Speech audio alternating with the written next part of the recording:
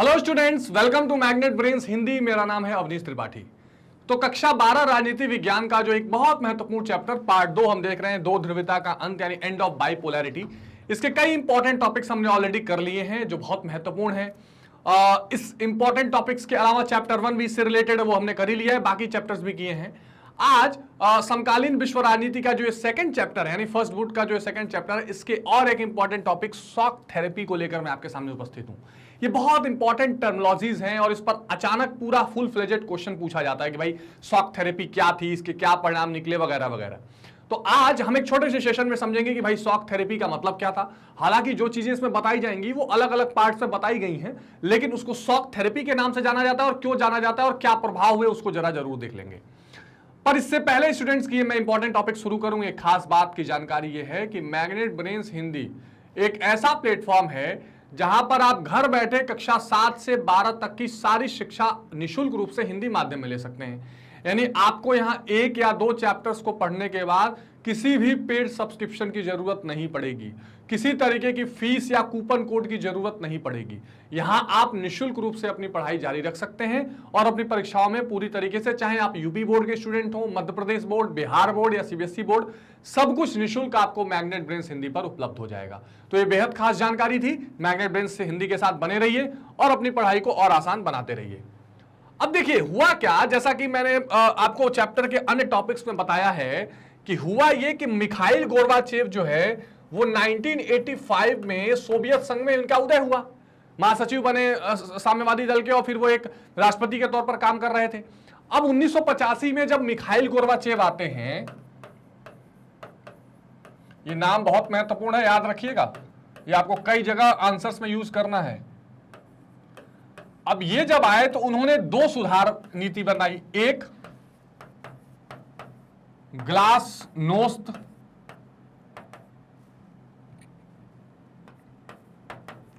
ठीक, और एक पेरेस्ट्रोइका। तो ये तो राजनीतिक प्रशासनिक सुधार था, लेकिन ये जो ग्लासनोस्त था ये सीधे सीधे ओपन मार्केट यानी खुलापन की बात करता था और पूंजीवाद की तरफ ले जा रहा था। अब हुआ ये कि जो अर्थव्यवस्था सोवियत संघ की पूरी तरह क्या थी, समाजवादी थी, साम्यवादी विचारधारा थी, जहां पर एक बंद अर्थव्यवस्था थी जो दूसरों से व्यापार मुक्त व्यापार नहीं करती थी, जहां पर सरकारी स्वामित्व या सामूहिक स्वामित्व था, किसी एक व्यक्ति का स्वामित्व नहीं था, वो सब कुछ खत्म होकर अब क्या क्या शुरू हो गया, यहां पर शुरू हो गया निजी स्वामित्व। ठीक है, यहां पर शुरू हो गया निजी स्वामित्व यानी प्राइवेट प्रॉपर्टी शुरू हो गई। अच्छा, यहां पर शुरू हो गया क्या, मुक्त व्यापार।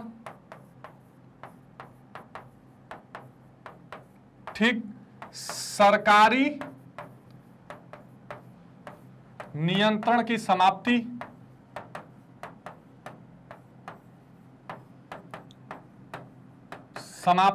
यानी जो पूरी अर्थव्यवस्था गवर्नमेंट के नियंत्रण में रहा करती थी वो भी समाप्त होने लगी। स्वामित्व जो है वो प्राइवेट ओनरशिप हो गया, फ्री ट्रेड हो गया, ये सारी चीजें अर्थव्यवस्था में देखी जाने लगी।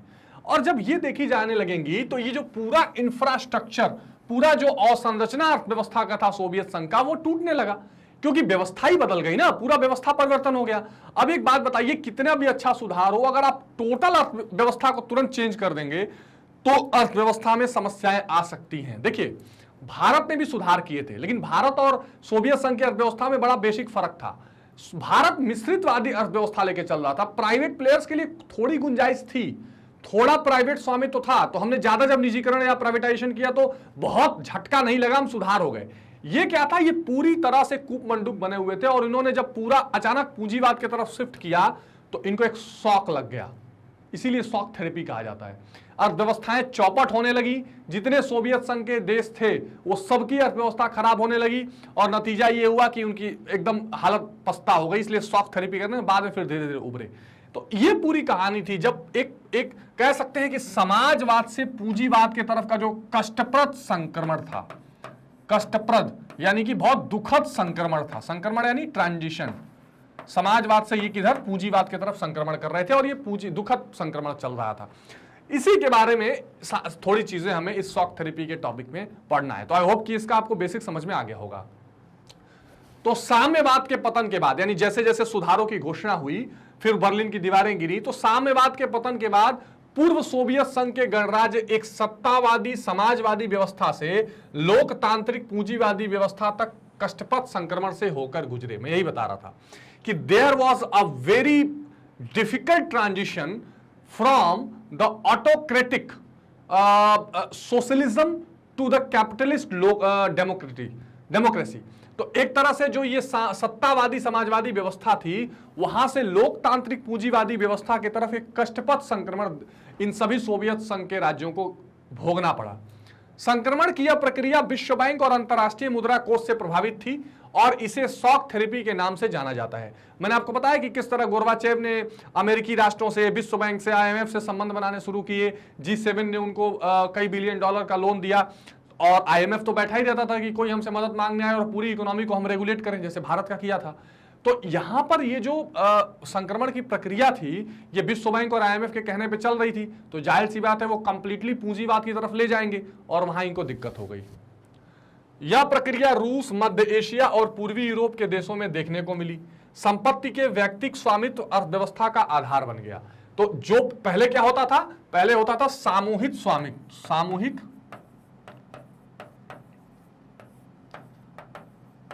स्वामित्व। ये शब्दावलियां बहुत इंपॉर्टेंट है, ध्यान रखिएगा।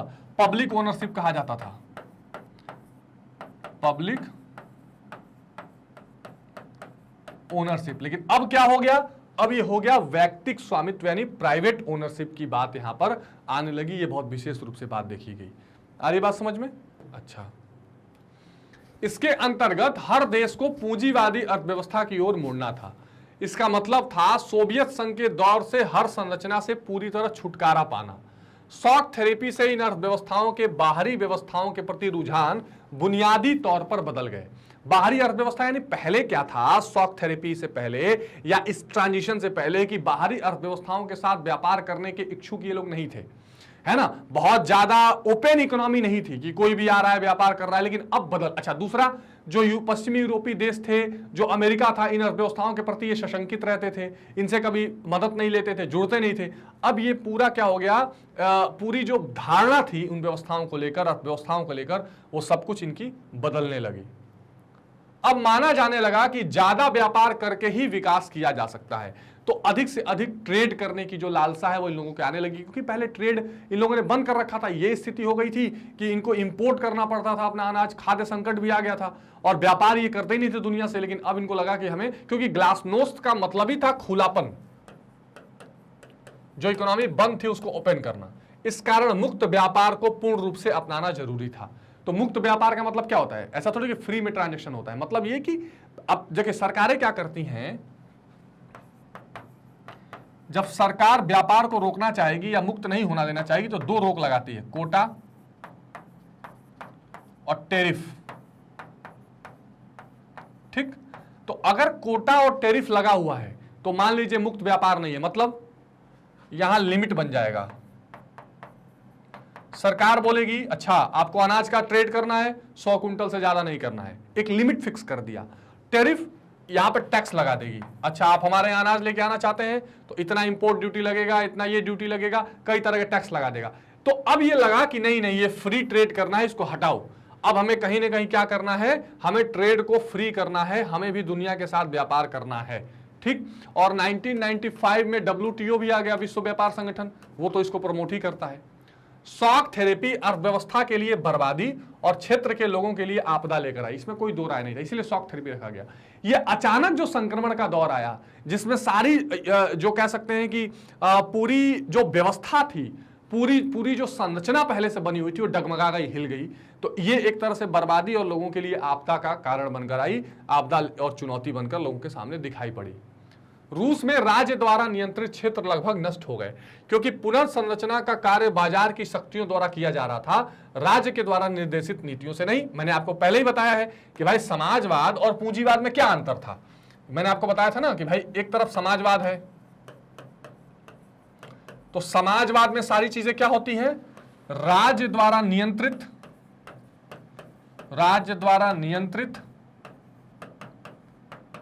या निर्देशित, राज्य जो निर्देश करेगा वही होंगी, इसलिए इसको कमांड इकोनॉमी कहते हैं। तो पहले सोवियत संघ में यह अर्थव्यवस्था चल रही थी, लेकिन अब शॉक थेरेपी के बाद क्या आ गया, शॉक थेरेपी के बाद वो पूरी तरह कहां शिफ्ट हो गई, पूंजीवाद पे। पूंजीवाद पे, और पूंजीवाद में क्या देखा गया, ये किसके द्वारा नियंत्रित थी, पूंजीवाद में सारी चीजें बाजार द्वारा नियंत्रित होती हैं। बाजार द्वारा नियंत्रित का मतलब मांग और पूर्ति, इसमें सरकार कोई हस्तक्षेप नहीं करती है। सरकार बोलती है जो डिमांड सप्लाई हो उसी पर कीमत तय कर लीजिए, समाजवाद में नहीं, सब कुछ सरकार तय करेगी। तो ये चीज यहां पर हुआ, राज्य के द्वारा निर्देशित नीति से नहीं, बाजार के द्वारा सारा पुनर्संरचना हो रहा था। और ये इतना आसान नहीं था, है ना, ये इतना आसान नहीं था कि वो इसको झेल पाए, और इसलिए शॉक थेरेपी बोला गया। यह इतिहास के सबसे बड़ा गराज बिक्री शामिल आया। गराज बिक्री मतलब जब पूंजीवाद की तरफ ट्रांजिशन हुआ तो बोला कि भैया ये तो आपके जितने इंडस्ट्रीज है सब, जैसे भारत में एक टर्म आया ना सिक यूनिट, कि ये तो बीमार हैं, जितनी पीएसयूज हैं, जितनी फैक्ट्रीज थी, सबकी हालत खस्ता थी, तो औने पौने दाम में उसको प्राइवेट लोगों के हाथों बेचा गया। तो इतिहास का सबसे बड़ा गैराज बिक्री कहलाया, क्योंकि इसमें सभी बहुमूल्य उद्योग नाम मात्र के मूल्य पर बेच दिए गए, है ना। तो ये एक बड़ा वहां पर स्थिति देखी गई। सन 1991 के बाद इस स्थिति में आमूल परिवर्तन आने लगा, और जिसे उत्तर साम्यवादी राज कहा गया, पोस्ट कम्युनिस्ट। हाँ, तो अब 85 से ये प्रोसेस शुरू हुआ, लेकिन 91 के बाद जब ये सोवियत संघ का विघटन हो गया तो धीरे धीरे ये व्यवस्था अब सिंक होने लगी, स्टेब्लिश होने लगी, और वहां पर अब धीरे धीरे इन अर्थव्यवस्थाओं को एक मजबूती मिलने लगी, और फिर वो उत्तर साम्यवादी राज कहलाए। ठीक है, तो ये शॉक थेरेपी की स्थिति थी। अब अगर परिणामों की बात करें तो रूस सहित इन गणराज्यों की अर्थव्यवस्था चौपट हो गई। तो शुरू में तो चौपट हो ही गई, रूस में राज्य नियंत्रित और औद्योगिक बाजार धाराशायी हो गया। अब इसके 90% उद्योगों को व्यक्तिगत उद्योगपतियों को बेच दिया गया। बिल्कुल ठीक बात। तो 90% जो इसमें इंडस्ट्रीज थी वो प्राइवेट प्लेयर्स के हाथ में चली गई। प्राइवेट प्लेयर्स ने इसमें खूब फायदा कमाया, और जो अर्थव्यवस्था का पुराना ढर्रा था वो पूरी तरह से समाप्त हो गया। रूस की मुद्रा रूबल का तेजी से अवमूल्यन हुआ। अवमूल्यन मतलब होता है डीवैल्यूएशन। देखिए होता क्या, समझ लीजिए, अब यहां पर सब कुछ बाजार से नियंत्रित हो रहा था। तो बाजार में क्या होता है, सरकार किसी चीज को डिसाइड नहीं करती, मैंने आपको बता दिया। जहां सरकार करती है वो अपनी मुद्रा की वैल्यू भी डिसाइड करती है। मान लीजिए अगर रूस की सरकार है तो बोलेगी भैया आपको अगर 1 रूबल चाहिए तो आप 10 रुपया दीजिए, ठीक, वो तय कर देगी। इसको बोलते हैं स्थिर जो विनिमय दर, फिक्स एक्सचेंज रेट। सरकार बोलेगी 1 रूबल 10 रुपए में दूंगा, ठीक है, देना पड़ेगा, जिसको मन करे दे, नहीं तो व्यापार मत करे, भाग में जाए। पहले ये तो था ना, व्यापार नहीं करेंगे फ्री में जाइए। जब पूंजीवाद आया, बाजार आया, तो अब 1 रूबल कितने का होगा ये सरकार तय नहीं करेगी, ये बाजार तय करेगी। और बाजार कैसे तय करेगी कि आपके रूबल की डिमांड कितनी है। आपके रूबल की डिमांड कब होगी, जब भारत का कोई व्यक्ति रूस में कुछ खरीदने जाएगा तभी तो रूबल मांगेगा। अब मान लीजिए भारत का कोई व्यक्ति रूस में कुछ खरीदने जा ही नहीं रहा, अर्थव्यवस्था चौपट है, तो भैया ये क्या बोलेगा, 2 रुपया भी दे दो रूबल ले जाओ, मतलब 2 रुपए की भी चीज दे दो, 1 रूबल का चीज ले जाओ। तो इस तरह जो रूबल की वैल्यू थी वो बिल्कुल नीचे आ रही थी, इसका डेप्रिसिएशन हो गया था, बार बार उसका अवमूल्यन हो रहा था, है ना, ताकि उसका व्यापार बढ़ सके। जब सस्ती चीजें, रूबल को लोग सस्ता करेंगे तभी तो बाहर से लोग आके खरीदने का प्रयास करेंगे। मुद्रास्फीति के कारण लोगों की बचत में गिरावट आई। अब देखिए होता क्या है कि जब प्रोडक्शन होगा नहीं, और प्रोडक्शन नहीं होगा तो लोगों की इनकम भी नहीं रहेगी। अच्छा, दूसरी चीज, जब प्रोडक्शन नहीं होगा तो क्या होगा कि चीजों की कमी भी होगी, और जब चीजों की कमी होगी तो उस स्थिति में क्या होगा, किसी भी चीज की दाम बढ़ेगी, है ना। प्रोडक्शन है नहीं, डिमांड बढ़ेगा तो दाम बढ़ेगा, तो लोगों का खर्च ज्यादा होगा, खर्च ज्यादा होगा तो सेविंग नीचे आ जाएगी। सामूहिक कृषि की व्यवस्था बंद हो जाने से तमाम लोग भूखमरी के शिकार हो गए। सामूहिक कृषि क्या था, जो एक तरह से मिलजुल के फार्मिंग की जाती थी, कलेक्टिव फार्मिंग जिसको कहा जाता है, कलेक्टिव फार्मिंग। ये चीज क्या हो रही थी, ये पहले क्या होता था, सोवियत संघ में ये मिलजुल कर खेती होती थी, एक आदमी का खेत होता नहीं था, तो सबको अनाज पानी मिलता रहता था। ये चीज अब बंद होती हुई दिखाई दी। सामाजिक सुरक्षा और जन कल्याण की परंपरागत व्यवस्था बंद हो गई। अब ये बहुत इंपॉर्टेंट है, सामाजिक सुरक्षा और जन कल्याण, ये 2 बड़े महत्वपूर्ण शब्द हैं।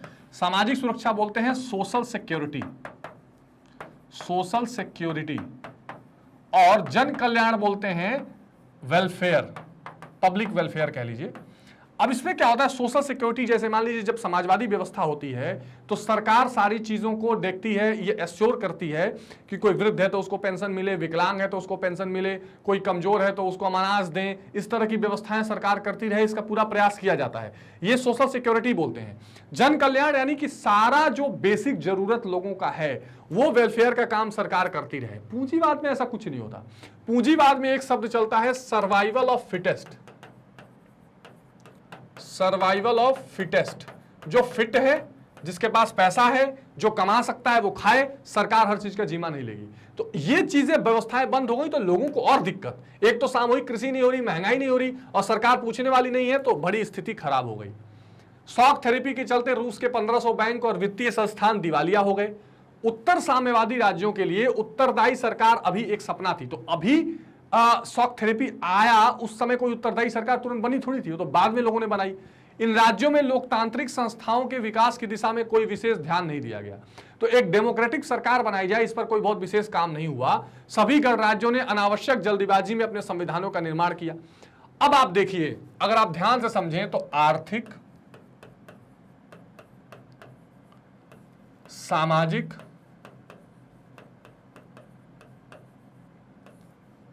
राजनीतिक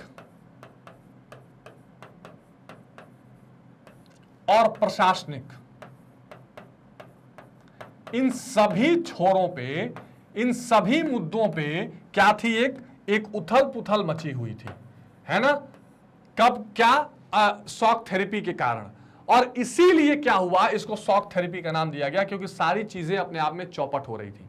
ना ठीक से लोकतांत्रिक व्यवस्था बहाल हो पाई, ना कोई शासन तंत्र ठीक से चल पा रहा था, सामाजिक में कोई जन कल्याण नहीं हो पा रहा था, सामाजिक सुरक्षा नहीं, आर्थिक स्थितियां दिवालियापन पर आ गई। तो एक तरह से शॉक थेरेपी का परिणाम इन सभी बिंदुओं पर बिल्कुल प्रतिकूल पड़ा। तुरंत ये तो देखा गया, ये तो स्थिति स्पष्ट दिखाई दे रही थी। अब इसी समय शॉक थेरेपी को अपनाने के जस्ट बाद और लोकतांत्रिक व्यवस्थाओं की तरफ आगे बढ़ने के प्रयास में रूस, बाल्कन राष्ट्र और मध्य एशिया की क्या स्थिति बनी वो जरा आप देख लीजिए। इसी में इसको कंप्लीट कर लेते हैं। तो सोवियत गणराज्यों द्वारा राष्ट्रमंडल की स्थापना यह प्रदर्शित करती है कि सोवियत संघ के विघटन से कई राज्यों का उदय हुआ। तो अब यह स्थिति हुई कि सोवियत, अच्छा, धीरे धीरे शॉक थेरेपी के बाद फिर सोवियत संघ का विघटन हुआ। विघटन के बाद क्या हुआ, जितने देश अलग हुए सबने मिलकर एक राष्ट्रमंडल बना लिया। तो सोवियत संघ से विघटन के कई राज्यों का उदय हो गया। सोवियत संघ में 15 प्रांत थे, सभी स्वतंत्र राज्य बन गए। राज्य सोवियत संघ का उत्तराधिकारी, रूस जो है वो सोवियत संघ का उत्तराधिकारी बना। तो रूस क्या हुआ, सोवियत संघ का उत्तराधिकारी, और संयुक्त राष्ट्र सुरक्षा परिषद में स्थायी सदस्यता मिल गई और सभी स्वतंत्र राष्ट्र संयुक्त राष्ट्र के सदस्य बन गए। एक तो ये इसका परिणाम दिखा। इन नए राज्यों की भूमिका का अध्ययन आप कर सकते हैं कि सभी गणराज्यों ने समाजवादी व्यवस्था को तिलांजलि देकर उदारवादी अर्थव्यवस्था का अनुगमन किया। शॉक थेरेपी के बाद यह स्पष्ट हो गया कि अब उदारवादी अर्थव्यवस्था रहेगी, जिसको अंग्रेजी में कहते हैं लिबरल इकोनॉमी। लिबरल इकोनॉमी, इसमें क्या होता है, इसमें आप 2-3 चीजें इसकी विशेषता होती है। मुक्त व्यापार, ठीक, एक तो मुक्त व्यापार दिखाई देता है, ठीक, खुली अर्थव्यवस्था, ठीक, ये 2 चीजें यहां पर दिखाई देती हैं। और निजीकरण, ये इसके साथ साथ चलता है। तो ये लिबरल इकोनॉमी यानी उदारवादी अर्थव्यवस्था अब धीरे धीरे आ गई। इसी प्रकार सभी ने बहुदलीय व्यवस्था लागू कर दी। बहुदलीय यानी पहले केवल एक साम्यवादी दल होता था, अब मल्टी पार्टी सिस्टम की बात होने लगी। सभी गणराज्य अपनी आर्थिक स्थिति बेहतर करने के कार्य में लगे हैं। तो शॉक थेरेपी आई, स्थिति गंभीर हुई, लेकिन चले उधर ही, वहीं से ठीक करने का प्रयास किया, वापस साम्यवादिता की तरफ नहीं गए। अमेरिका से निकट संबंध स्थापित करने का कोई भी राज्य इच्छुक नहीं है तुरंत, अतः उन्होंने आपस में निकट संबंध बना रखे हैं। रूस, चीन, कजाकिस्तान, किर्गिस्तान, तजाकिस्तान, उज्बेकिस्तान ने संघाई सहयोग संगठन की सदस्यता ग्रहण की, जिसको SCO बोलते हैं। इसमें इन राज्यों के अलावा चीन, अब स्थिति बता रहा हूं, चीन, पाकिस्तान और भारत, ये भी संघाई कोऑपरेशन संगठन के सदस्य हैं, ठीक है। अंतरराष्ट्रीय इस्लामिक आतंकवाद संकट का कारण बना है। रूस के चेचन्या और दागिस्तान में ऐसी शक्तियों का प्रकोप देखा जा सकता है। तो यह उस समय की स्थिति है जब विघटन होकर सारे राज्य अलग हुए और शॉक थेरेपी से उभरे। बाल्कन राज्य जो थे, बोस्निया, क्रोएशिया, सर्बिया में भारी संख्या में मुसलमानों की हत्या हुई। कोसोवो के मुसलमान अल्बेनिया के छद्म सहायता से विभाजनकारी आंदोलन चला रहे हैं। तजाकिस्तान में जो एक मध्य एशियाई देश है 2001 अर्थात 10 वर्षों तक नागरिक युद्ध चलता रहा, जिसको आप सिविल वॉर कहते हैं। अजरबैजान का नागोर्नो कराबख प्रांत में स्थानीय निवासी पृथक होकर आर्मेनिया की सदस्यता ग्रहण करना चाहते हैं। सब जगह उथल पुथल मचा हुआ है। जॉर्जिया में 2 राज्यों द्वारा स्वतंत्रता की मांग के चलते गृह युद्ध यानी कि सिविल वॉर वहां भी चल रहा था। यूक्रेन जो अभी रूस के साथ लड़ाई चल रही है, यूक्रेन, किर्गिस्तान और जॉर्जिया में शासन के विरुद्ध विद्रोह की स्थिति बनी। देखिए, कोई भी राज्य अभी पूरी तरह शांत एस्टेब्लिश नहीं बना। पूर्वी यूरोप में चेकोस्लाविया 2 राज्य चेक और स्लोवाक में विभाजित हो गया। बाल्कन गणराज्य यूगोस्लाविया गंभीर गृह युद्ध का शिकार हुआ। क्रोशिया, स्लोवानिया, बोस्निया हर्जेगोविना पूर्व स्वतंत्रता की मांग करने लगे। मध्य एशियाई गणराज्य हाइड्रोकार्बन संसाधनों में अत्यंत संपन्न है। यह देश चीन, रूस, अफगानिस्तान, पाकिस्तान से जुड़े हैं। यह पश्चिम एशिया से भी जुड़ा है। सितंबर 2001 को अमेरिका पर आक्रमण के बाद अमेरिका ने मध्य एशियाई राष्ट्रों को उनके हवाई केंद्रों से अमेरिकी सेना को उड़ान भरने की सुविधा के लिए धन प्रदान किया। अमेरिका इराक और अफगानिस्तान के विरुद्ध सैनिक कार्रवाई करने के लिए भी इन हवाई केंद्रों का उपयोग करना चाहता था। तो अमेरिका जो मध्य एशियाई देश हैं उनके साथ जुड़ना चाह रहा था, खास करके वहां से अपने सैन्य ठिकाने बनाने के लिए, हवाई अड्डों को उड़ान के लिए। ये वो मध्य एशियाई देश जो सोवियत संघ के एकदम करीब हुआ करते थे और कुछ ने मदद भी की। तो अब आप देख सकते हैं कि कैसे पूरा ट्रांजैक्शन चल रहा है, कैसे एक तरह से सभी देश नई व्यवस्था को लागू करके परेशान भी हैं, अपने आप को स्टैब्लिश करने का प्रयास भी कर रहे हैं और उसके अलग अलग परिणाम देखने को मिलते हैं। तो ये कहानी थी शॉक थेरेपी की, जिसमें अर्थव्यवस्थाएं और पूरा सिस्टम, पुरानी सिस्टम को तिलांजलि देकर नई लोकतांत्रिक उदारवादी पूंजीवाद की तरफ आगे बढ़ा। उसके परिणामों की भी चर्चा आपने देख ली और उसका मतलब भी समझ लिया। तो आई होप कि शॉक थेरेपी का ये कंसेप्ट आपको समझ में आया होगा और अन्य राज्यों राष्ट्रों पर क्या असर पड़ा ये भी हमने शॉर्ट में देखा। इसमें कोई डाउट या समस्या हो तो आप कमेंट बॉक्स में जरूर बताइएगा, ताकि हम इसको अच्छे से डील कर सकें और इसमें किसी भी तरह की समस्या अगर आपको हो तो उसको हम सॉल्व कर सकें। अगर आपको चैप्टर समझ में आ गया होगा तो उसकी जानकारी भी जरूर दे दीजिएगा। एक बेहद खास जानकारी ये भी है कि मैग्नेट ब्रेन्स ऐसा प्लेटफॉर्म है जहां पर आप हिंदी और इंग्लिश मीडियम में ये सभी जो आपके सामने कोर्सेज दिखाई दे रहे हैं, चाहे वो सीबीएसई का हो, यूपी बिहार बोर्ड हो, कंपटीशन हो, आईआईटी जेईई नीट हो, सब कुछ आप free of cost magnet brains के प्लेटफॉर्म पर देख सकते हैं। आप हमारी वेबसाइट से, एप्लीकेशन से या यूट्यूब से बिना कुछ परचेस किए, बिना कोई कूपन कोड लगाए 100% फ्री अपने सारे कोर्सेज का अध्ययन कर सकते हैं। अच्छा, नई नई चीज़ों से अपडेटेड रहने के लिए आप जो हमारे सोशल मीडिया हैंडल्स हैं, इंस्टाग्राम, ट्विटर, टेलीग्राम, फेसबुक, इनसे जुड़े रह सकते हैं। लाइक, शेयर और सब्सक्राइब करिए ताकि ज़्यादा से ज़्यादा वीडियोस हम आप तक लेकर आते रहें। तो मिलते हैं स्टूडेंट्स इसी चैप्टर के अब अंतिम और आखिरी टॉपिक में। तब तक अपना बहुत ध्यान रखिए। Take care, bye bye.